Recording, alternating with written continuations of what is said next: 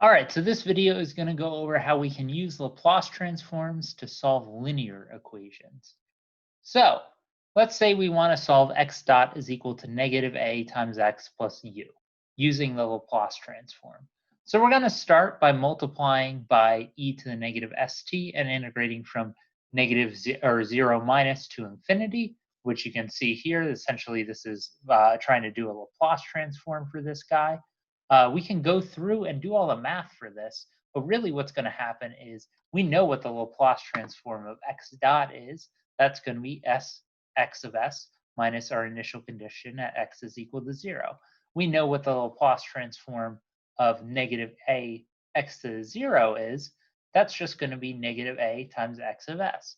We know what the Laplace transform of u of t is going to be. It's just going to be capital U of s here. So we can just replace all these terms. Anytime we see a x dot, we replace it with the derivative Laplace transform. Every time we see an x, we replace it with capital X here for our Laplace transform. And every time we see a u, we replace it with a capital U.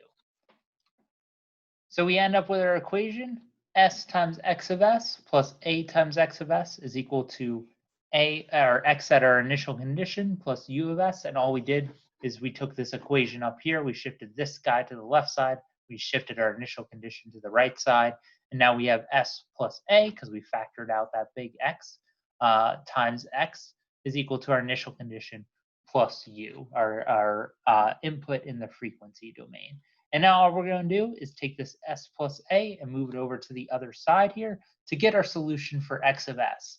And now we're going to have two pieces to it. We're going to have 1 over sa times our initial condition, and that's going to be our free response. And then we're going to have 1 over sa, again, times u of s, our input, which is going to be our forced response. And you can take the inverse Laplace transform to get a solution for this. So if we want to find out what x of t is, we take its inverse Laplace transform. Because of that linearity property, we can split it up into these two separate pieces here. And since x of 0, that's a constant, we know what its inverse Laplace transform is for 1 over s plus a. That's going to be e to the negative at, which we can see from any Laplace transform table. Now, we haven't decided what u is in this case, so this term will actually change depending on what u of t is, because that'll change what u of s is, which will change what this Laplace transform is. We can't split this apart into two separate pieces because this is multiplied by this. That's not the same thing as a linearity property.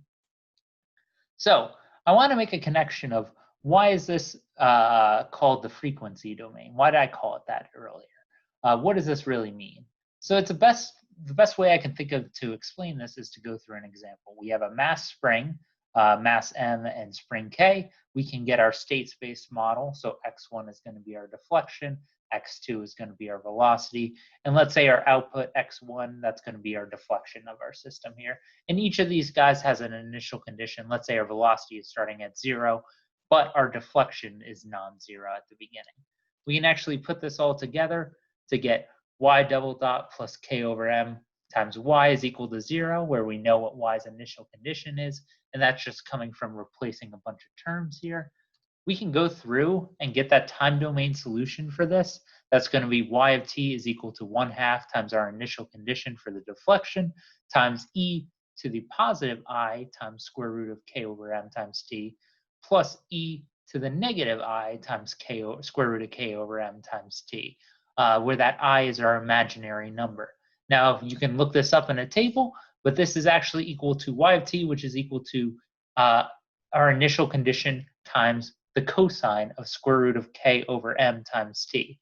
This square root of k over m, that is the frequency of our sinusoid, and you can see how it shows up in those exponentials. So now let's do this with the transfer function method.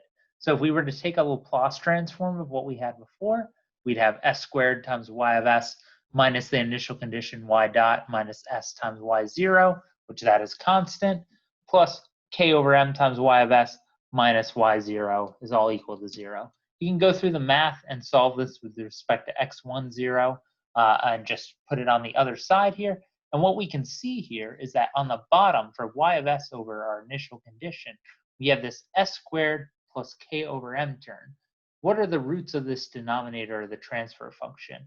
Well, it's plus or minus I, our imaginary number, times the square root of k over m. So s is actually related to our frequency. So this is our connection between s and our frequency for these systems. And you can kind of see this in common Laplace transforms. So for example, the Laplace transform of a sine wave, sine of bt, where b is our frequency, we can shift that over and see that s squared plus b squared ends up on the bottom, implicitly showing that connection between s and our frequency. And that's going to cover some basics for solving linear equations with Laplace transforms.